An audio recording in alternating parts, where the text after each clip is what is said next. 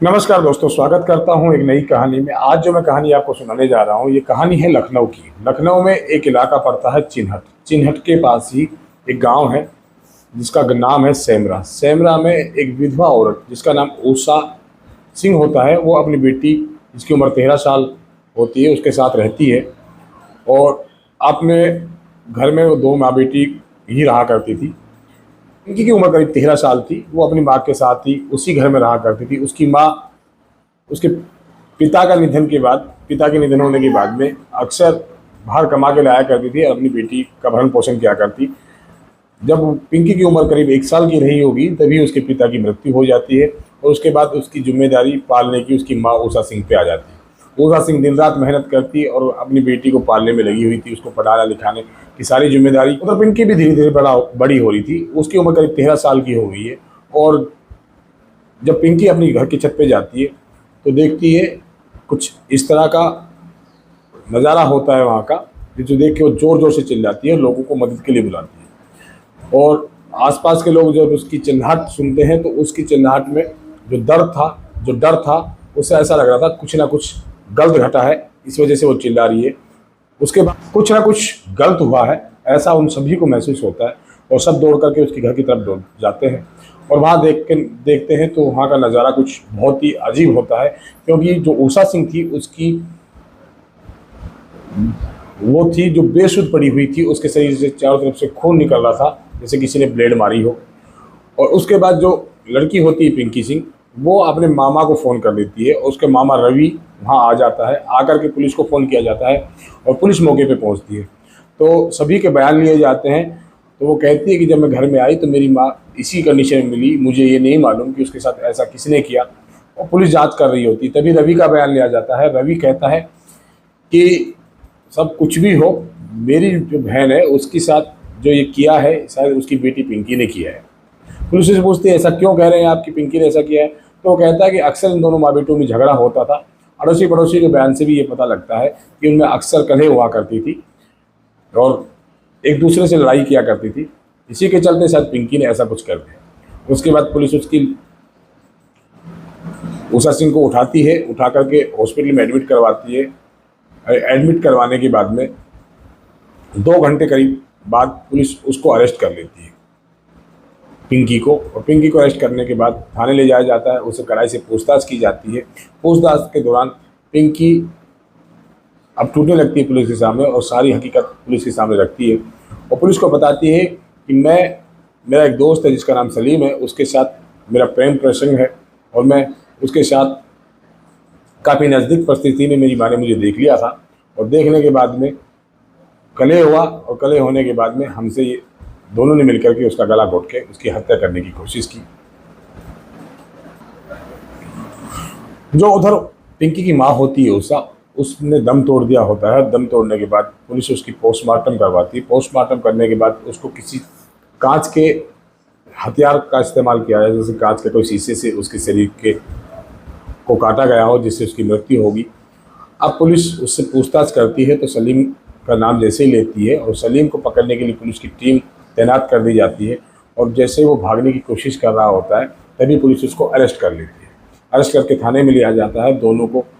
दोनों ही नाबालिग थे। नाबालिग होने की वजह से उनको बाल सुधार न्यायालय में पेश किया जाता है। वहाँ से उनको बाल सुधार केंद्र में भेज दिया जाता है। अब पुलिस के सामने जो बात खुल के आती है उसमें सारी बात इस तरह से होती है कि उषा जो सुमेरा की रहने वाली थी, वो अपने पति के साथ रहती थी। उसकी शादी के कुछ दिनों बाद में ही उनको एक बेटी ने जन्म दिया। दोनों पति पत्नी ने उनको पालने के अच्छे ख्वाब देखे और पाल पोस के बड़ा करने के ख्वाब सजोए। लेकिन अचानक ही उसके पिता की तबीयत खराब हो जाती है और उसके जो जमा पूंजी थी उसकी तबीयत जो पिता की खराब हो जाती है, उसी की दवा पानी में सारे पैसे खर्च हो जाते हैं और उनको बहुत ही परेशानी का सामना करता होता है। तभी अचानक उसके पिता की एक दिन मृत्यु हो जाती है और मृत्यु के बाद उषा सिंह पे ही उस बेटी को पालने का सारा बोझ आ जाता है। वो दिन रात मेहनत करती है और अपनी कमा के जो लाती है वो अपनी बेटी को पालने में लगाती है। उषा दिन रात अपनी बेटी के सपने सजाने में लगी हुई थी। रोज़ उसको ऑफिस जो काम करती थी हाई कोर्ट में, उसको एक हाउस कीपिंग की नौकरी मिल गई थी। और उसके दिन पटरियों पे लौटने लगे थे। और तभी वो अपने घर आती है, घर आकर के पिंकी के साथ टाइम बिताती है और 2 घंटा उसको पढ़ाने की उसके लिए जिम्मेदारी ली और अपने सपनों को बड़ा करने लगी।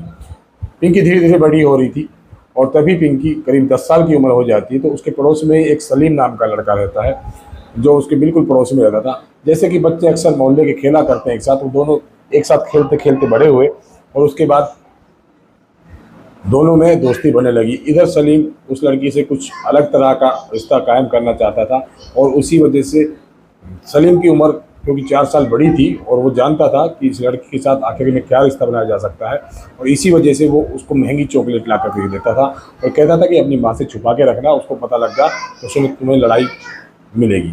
उसके बाद अक्सर सलीम उसकी माँ के जाने का इंतजार करता। जैसे ही वो उसकी माँ उषा जैसे ही काम के लिए बाहर जाती तभी सलीम चॉकलेट लेके पिंकी के पास पहुंच जाता। ऐसे धीरे धीरे करके 3 साल बीत जाते हैं और जब पिंकी करीब 13 साल की हो जाती है तो सलीम उसको आकर कहता है और उससे गहरी दोस्ती कर लेता है और धीरे धीरे उसके साथ नाजायज़ रिश्ता कायम कर लेता है। रिश्ता कायम होने के बाद में दोनों में काफ़ी नज़दीकी आ जाती है और वो अक्सर अब मिलने लगे। इधर पिंकी जब स्कूल जाती तो वो अपनी एक सहेली के घर उससे को मिलने बुलाती है और सलीम वहाँ मिलने जाता।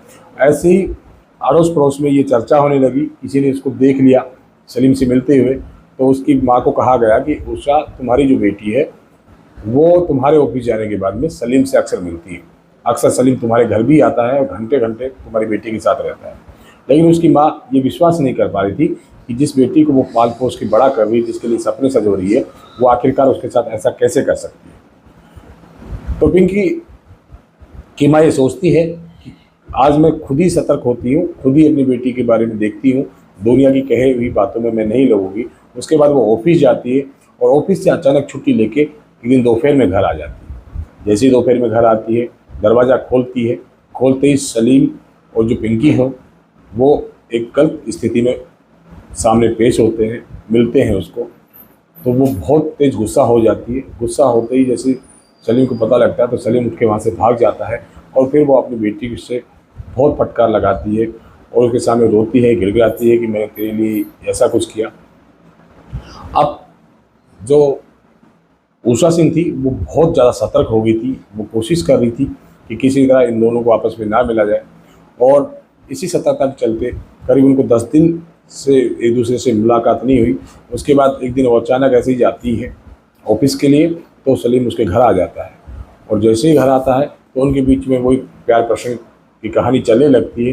तो उसकी माँ को पहले ही शक था तो वो तुरंत ऑफिस से वापस आ जाती है छुट्टी लेकर के और आते ही उनको फिर उसी स्थिति में देखती है जिस तरह की स्थिति में उनको पहले देखा था और इस स्थिति को देखते हुए बहुत तेज गुस्सा होती है। अब दोनों ये सोचते हैं कि अगर इस माँ को अगर रास्ते से हटा दिया जाए तो हमारे मिलने में शायद कोई रोक टोक नहीं होगी और हम दोनों शादी भी कर लेंगे। इसी के चलते उन्होंने अपनी माँ की चुन्नी ली और चुन्नी लेके उसके गला दबाने के प्रयास किया और जब उसकी माँ उनके काबू नहीं आई तो सलीम ने एक उठाकर कांच का टुकड़ा उसकी माँ के पेट में घुसा दिया जिससे उसको ब्लड बहने लगा और उसकी मृत्यु हो गई।